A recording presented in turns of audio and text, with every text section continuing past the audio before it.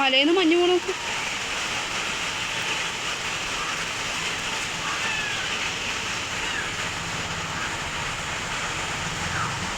ഇവിടെയൊക്കെയാണ് അപ്പൊ തുണികളൊക്കെ തോഴുന്നത്.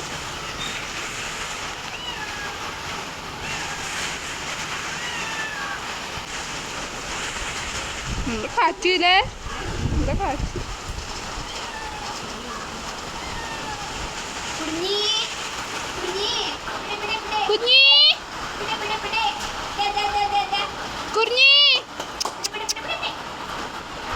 ചന്തിക്കുട്ടി ഇവിടെ വിളിച്ചിരിക്കണോ?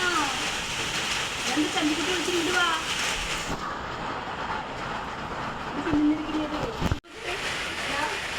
കാണാണ്ടോ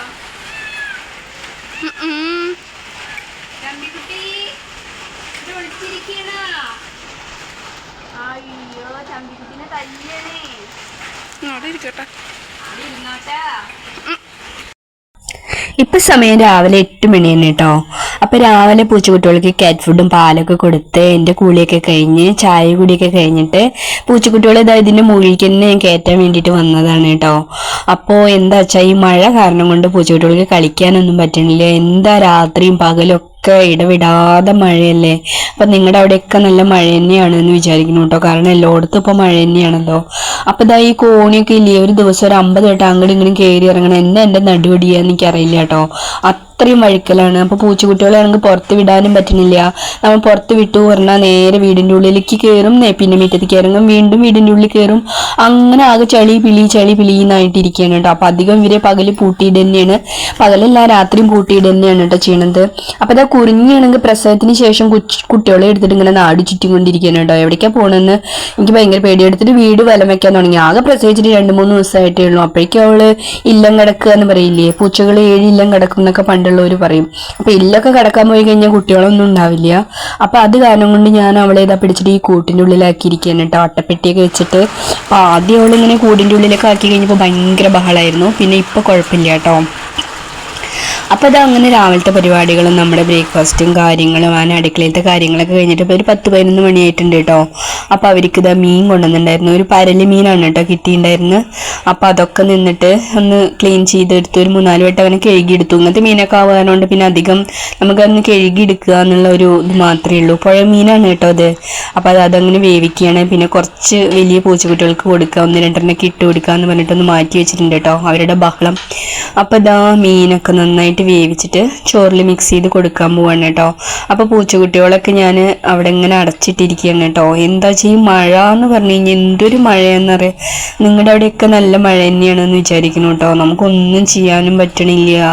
സത്യം പറഞ്ഞാൽ എനിക്ക് പണ്ടൊക്കെ മഴ പറഞ്ഞാൽ ഭയങ്കര ഇഷ്ടമായിരുന്നു കേട്ടോ. മഴയത്തൊക്കെ നമ്മൾ പണികളൊക്കെ വേഗം ഞാൻ ഒരുക്കും. മഴ പെയ്യണ സമയത്തൊക്കെ എൻ്റെ ഏറ്റവും വേഗത്തിൽ പണികൾ കഴിയുക മഴ പെയ്യുന്ന സമയത്താണ്. ഞാൻ പണികളൊക്കെ വേഗം ഒരുക്കി അങ്ങനെ ഒരു 10 മണിയാകുമ്പോഴേക്കും സകല പണികളൊക്കെ ഒരുങ്ങി ഇങ്ങനെ റിലാക്സ് ആയിട്ട് ഇരുന്നുണ്ടായിരുന്നു കേട്ടോ. മഴയൊക്കെ കണ്ടിരിക്കാനൊക്കെ ഭയങ്കര ഇഷ്ടമായിരുന്നു. പക്ഷെ ഇപ്പോൾ പൂച്ചക്കുട്ടികൾ വന്നതിന് ശേഷം എനിക്ക് മഴ എന്ന് പറയുന്നത് എനിക്കൊരു ഭ്രാന്ത് പിടിച്ച അവസ്ഥയാണ്. കാരണം ഇവരിങ്ങനെ അങ്ങോട്ടും ഇങ്ങോട്ടും ഓടിയിട്ടും ചവിട്ടിയിട്ടും പിടിച്ചിട്ടും ചെളിയായിട്ടും പിന്നെ ഈ കോണി അവർ അവിടെ ഞാൻ പൂട്ടിയിടുകയാണ് കേട്ടോ, പകലൊക്കെ പൂട്ടിയിടുകയാണ്. അപ്പോൾ പൂട്ടിയിടുന്നതിൻ്റെ ബുദ്ധിമുട്ടൊക്കെ ഉണ്ട് കേട്ടോ. അപ്പോൾ ദണ്ട ബൊമ്മിക്കുട്ടി വന്നിട്ട് കാണിക്കണ നോക്കിയോക്കൂ, ഈ അടുക്കളയൊക്കെ ഇങ്ങോട്ട് കിടക്കാൻ നോക്കുക, ബാക്കിയുള്ളവരൊക്കെ അടച്ചിട്ടിരിക്കുകയാണ്. അപ്പൊ അടുക്കളയൊക്കെ കിടക്കാൻ നോക്കുന്നുണ്ട്. അപ്പൊ ഞാൻ അവളെ എല്ലാട്ടോ അടിക്കണത്, വെറുതെ ജനലിന്റെ മുകളിൽ ഇങ്ങനെ കൈ കൊണ്ട് തട്ടിയിരുന്ന് പേടിപ്പിക്കുകയാണ്. അല്ലെങ്കിൽ എപ്പോഴും അതിങ്ങനെ കയറി വരുള്ളൂ. അപ്പൊ മീനും ചോറൊക്കെ കഴിക്കാൻ വേണ്ടിയിട്ടുള്ള തിരക്കാണ് കേട്ടോ. അപ്പൊ പിന്നെ എല്ലാവരെയും ഒന്ന് തുറന്നു വിട്ടു, ഇനി അവർക്കൊക്കെ ഫുഡ് കൊടുക്കട്ടെ. അപ്പൊ ഞാൻ ഇത് ചെറിയ കുട്ടികൾക്ക് കൊടുക്കാൻ വേണ്ടിയിട്ടാണ് കേട്ടോ എടുത്തിട്ട് വന്നത്. അപ്പോഴേക്കും പിന്നെ വലിയൊരു അതൊക്കെ വന്നിട്ട് ഉണ്ണാൻ തുടങ്ങി. അപ്പം ഇതാ കണ്ടില്ലേ, മുറ്റൊക്കെ ആകെ ചെളി വിളീന്നായിട്ടിരിക്കുകയാണ്. മഴക്കാലമായി കഴിഞ്ഞാൽ പൂച്ചക്കുട്ടികൾ അവർ ഏതിനെ പോകണമെന്ന് നമുക്ക് തന്നെ കണ്ടുപിടിക്കാൻ പറ്റില്ല. ഇപ്പോൾ ഇവിടെ കാണാം, കുറച്ച് കഴിഞ്ഞാൽ അവിടെ കാണില്ല, പിന്നെ അപ്പുറത്ത് കാണാം. അപ്പോൾ അത് അവർക്ക് ചോറ് കൊടുക്കുകയാണ്. അപ്പോൾ നല്ല ചൂടുള്ള ചോറും ചൂട് മീൻ ചേർത്തിട്ട് കഴിക്കുകയാണ് കേട്ടോ. അപ്പൊ ഇപ്പൊ ഇതിൽ കാണുമ്പോ മഴയൊന്നും പെയ്യണില്ല എന്ന് തോന്നുന്നുണ്ടെങ്കിൽ മഴ ചാറുന്നുണ്ട് കേട്ടോ. അപ്പൊ മഴച്ചാറിലൊക്കെ കൊണ്ടിട്ട് എനിക്ക് ഈ മഴച്ചാറിൽ കൊള്ളുക, അതുപോലെ ഒരുപാട് വെയിലൊക്കെ കൊണ്ടു കഴിഞ്ഞാൽ അങ്ങനെ നടുവേദന വരും കേട്ടോ. അങ്ങനെ ഒരു പ്രശ്നമുണ്ട് ഇപ്പൊ, ഇപ്പോഴും എനിക്ക് അങ്ങനെ ഉണ്ട്. അപ്പൊ അങ്ങോട്ടും ഇങ്ങോട്ടൊക്കെ കയറി ഇറങ്ങിയിട്ടും ചെറിയ മഴച്ചാറിലൊക്കെ കൊണ്ടിട്ടൊക്കെ ഇപ്പൊ ചെറിയൊരു വയ്യായും കാര്യങ്ങളൊക്കെ ഉണ്ട് കേട്ടോ. അപ്പൊ ഇത് ചെറിയ കുട്ടികളാണ് കേട്ടോ. അതിന്റെ ഇടയ്ക്ക് ഒരു വലിയ ആൾക്കാരൊക്കെ നിൽക്കുന്നുണ്ട്. പിന്നെ കുറച്ച് പേരൊക്കെ അപ്പുറത്തും ഇപ്പുറത്തൊക്കെ ആയിട്ട് വർക്ക് ഏരിയയിലൊക്കെ ഇരുന്ന് ഊണയിക്കുന്നുണ്ട് കേട്ടോ. അപ്പൊ എന്താ മഴ അല്ലേ, ഭയങ്കര മഴയാണല്ലേ. ഇപ്പോൾ രാത്രിയും പകലൊക്കെ ഇടവപ്പാതി തുടങ്ങുമ്പോഴേക്കും മഴയൊക്കെ അസലായിട്ട് പെയ്യാൻ തുടങ്ങുന്നുണ്ട്. നിൽക്കാതെ മഴയാണ് ഇപ്പോൾ. അപ്പം ഞാൻ ചോറ് ചെറിയ കുട്ടികൾക്ക് കൊണ്ടുവന്നാണ്. അപ്പം അതൊക്കെ കുറച്ച് വലിയ ആൾക്കാരൊക്കെ എടുത്ത് കഴിച്ചു. അപ്പം ഇനി വലിയ ആൾക്കാർക്കും കൂടി കൊടുക്കാമെന്ന് വിചാരിക്കുകയാണ് കേട്ടോ.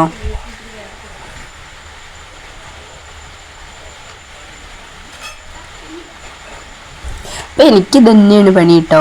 ഈ മീൻ വേവിക്കലും മീൻ ക്ലീൻ ചെയ്യലും കൊടുക്കലും പിന്നെ കാറ്റ് ഫുഡ് കൊടുക്കലും പിന്നെ പാല് കൊടുക്കലും പിന്നെ ഇവരുടെ പിന്നാലെ നടക്കലും പിന്നെ വീട്ടിലത്തെ കാര്യങ്ങളായിട്ട് എപ്പോഴും ഒരു അലച്ചിലാണ് കേട്ടോ. സത്യം പറഞ്ഞു കഴിഞ്ഞാൽ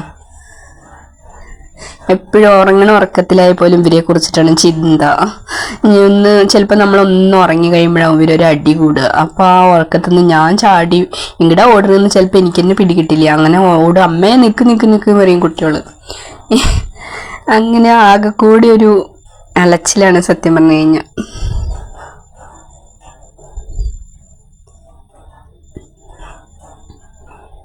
അപ്പൊ ഇതുണ്ടോ ബൊമ്മിക്കുട്ടി വിട്ട് നിൽക്കുന്നുണ്ടോ? ബൊമ്മിക്കുട്ടി ഞാൻ എന്തോ ഒന്നും കൊടുക്കാത്ത പോലെ ആക്ടിങ് ഉണ്ടോ ബൊമ്മിക്കുട്ടിയുടെ? ബൊമ്മിക്കുട്ടിക്ക് നമ്മൾ വേറെ കൊടുക്കണം കേട്ടോ. ഒരു പാവം പൂച്ചക്കുട്ടിയാട്ടോ ബൊമ്മിക്കുട്ടി. എല്ലാം പാവങ്ങൾ തന്നെയാണ്, എന്താ ചെയ്യുക, ഒക്കെ പാവങ്ങളാ.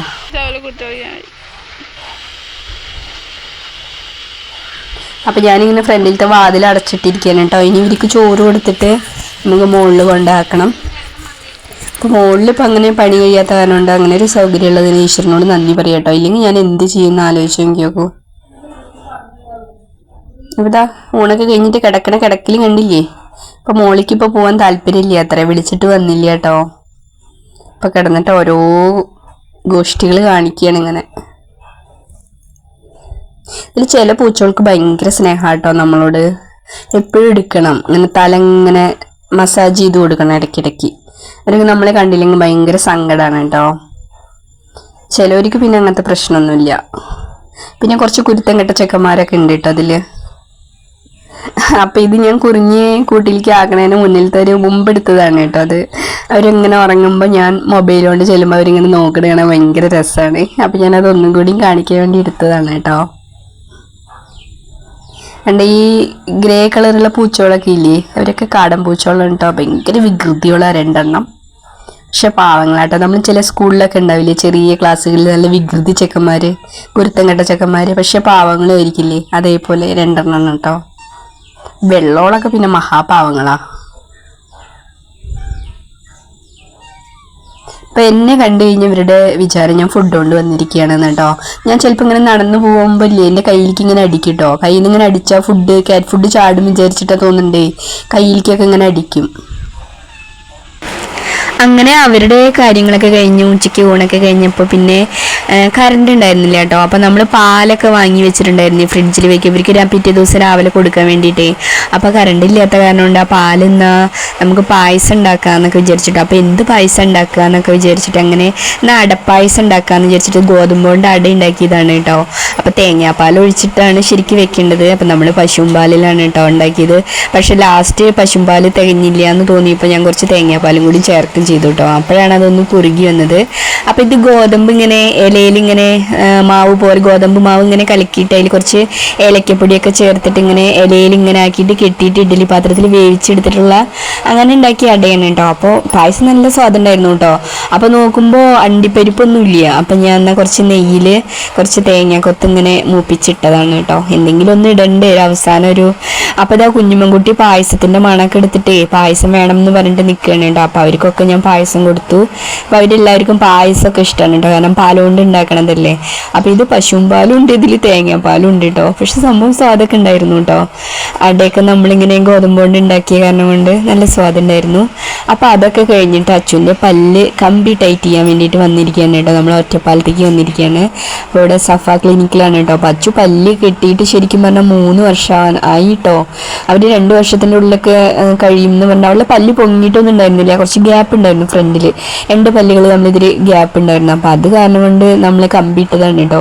പക്ഷെ ഇപ്പോൾ 3 വർഷമായിട്ടും അഴിച്ചിട്ടൊന്നുമില്ല. അപ്പോൾ അത് ടൈറ്റ് ചെയ്യാൻ വന്നതാണ്. അപ്പോൾ അത് ടൈറ്റ് ചെയ്തു. പിന്നെ കുറച്ച് സാധനങ്ങളൊക്കെ വാങ്ങേണ്ടായിരുന്നു. സാധനങ്ങളൊക്കെ വാങ്ങി കഴിഞ്ഞപ്പോൾ 5 മണി 5:30 ആയിട്ടോ. അപ്പോൾ ഇതാ ഓരോ മസാല ദോശയൊക്കെ കഴിച്ചിട്ട് വീട്ടിലേക്ക് പോന്നു. അപ്പോൾ ഇതാ മഴയോട് മഴയാണ് കേട്ടോ. എന്താ മഴ, അസല് മഴയാണ്. അപ്പോൾ ഈ മഴയത്ത് ആകെ ഇങ്ങനെ എല്ലാവരും ഒരു മൂടിയായിട്ട് ഇങ്ങനെ ഇരിക്കുകയാണ്. കണ്ടില്ലേ, സ്റ്റെപ്പ് കൂടെ വെള്ളം വീണ് കണ്ടില്ലേ? ഇത് കൂടെ വേണം കേട്ടോ ഞാനിങ്ങനെ അങ്ങോട്ടും ഇങ്ങോട്ടും കയറിയൊക്കെ ഇറങ്ങാൻ.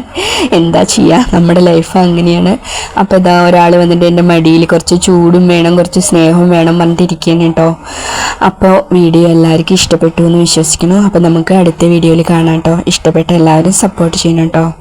അതുപോലെ നിങ്ങളുടെ അഭിപ്രായങ്ങളും നിർദ്ദേശങ്ങളും എല്ലാം പറയണം കേട്ടോ. പറയുമ്പോഴാണല്ലോ നമുക്കത് മനസ്സിലാവുക.